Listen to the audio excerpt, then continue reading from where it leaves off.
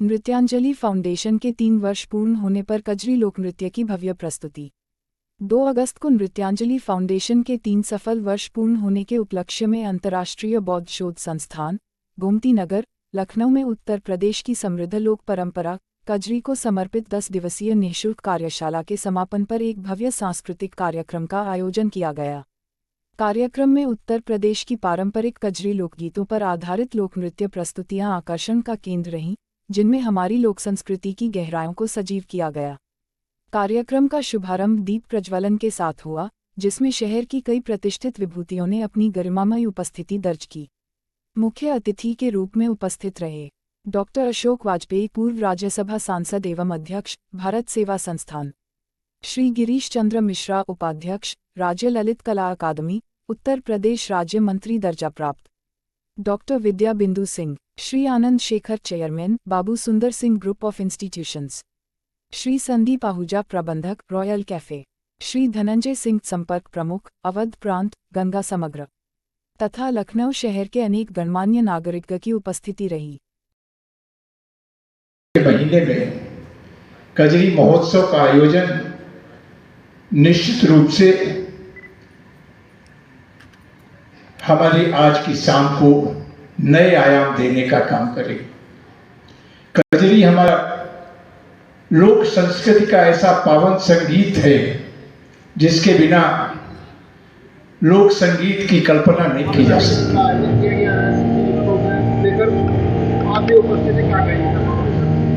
मैं नृत्यांजलि फाउंडेशन का संरक्षक हूँ।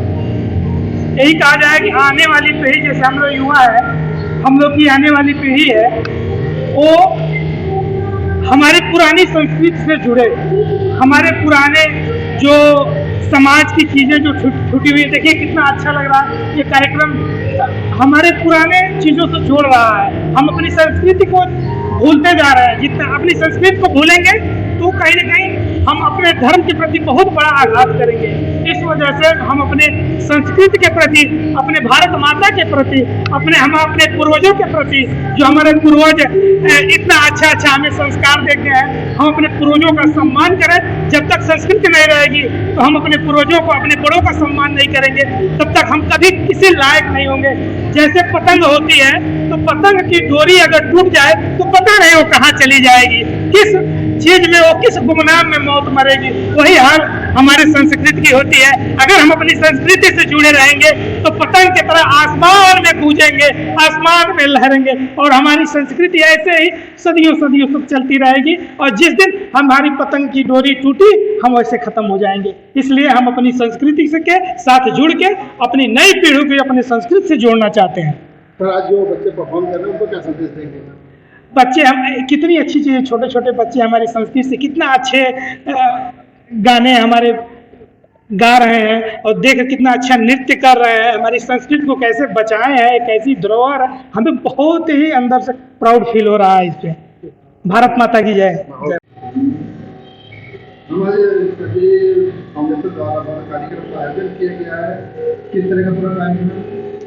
ये पूरा कार्यक्रम हमारी लोक संस्कृति है, और सावन के महीने में हमारे पुराने टाइम में जो दादी नानी काकियाँ कजरी गाती थी, तो उन्हीं गानों को लेके मैंने कजरी उत्सव का कार्यक्रम आयोजित किया, जिसमें उन्हीं पुराने गानों को आज की जो नई पीढ़ी के कलाकार हैं उनको 10 दिवसीय निःशुल्क कार्यालय के तहत सिखा के, और उसी कार्यक्रम की प्रस्तुति आज मैं मंच के द्वारा करा रही हूँ।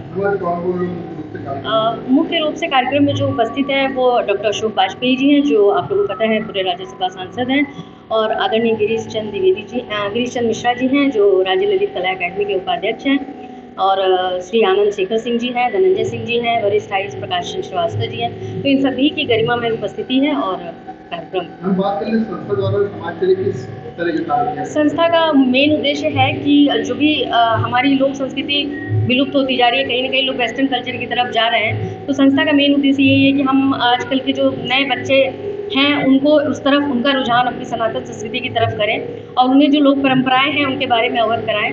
और संस्था का और एक बहुत मुख्य उद्देश्य है कि जो उभरते हुए कलाकार हैं या जिन कलाकारों को मंच नहीं मिल पाता है, तो मेरी कोशिश रहती है मैं उन्हें संस्था से जोड़ूँ और उन्हें एक अच्छा प्लेटफॉर्म प्रोवाइड करूँ।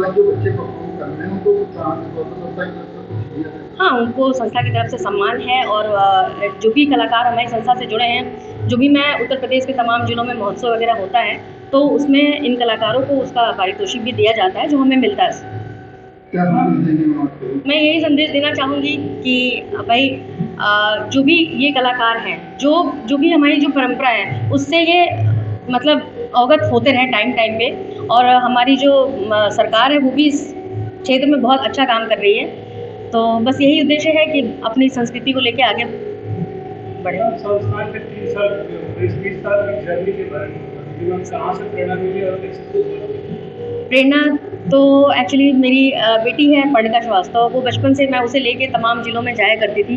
तो धीरे धीरे बहुत से बच्चे जुड़े, तो मुझे लगा कि जैसे होता है बच्चे जुड़ते हैं मैम हमें भी परफॉर्म करना है, तो बस समझ लीजिए ये प्रेरणा का जो वो है बच्चे ही हैं। मुझे लगा कि एक संस्था बनानी चाहिए, इससे बच्चों को जोड़ना चाहिए ताकि बच्चों को, बहुत से ऐसे कलाकार हैं जो बहुत अच्छा गाते हैं, बहुत अच्छा नृत्य करते हैं, बट सब पे हर किसी की नज़र नहीं पड़ती है। तो मेरी कोशिश रहती है कि उन बच्चों को मैं प्लेटफॉर्म दूँ। ठीक है, थैंक यू।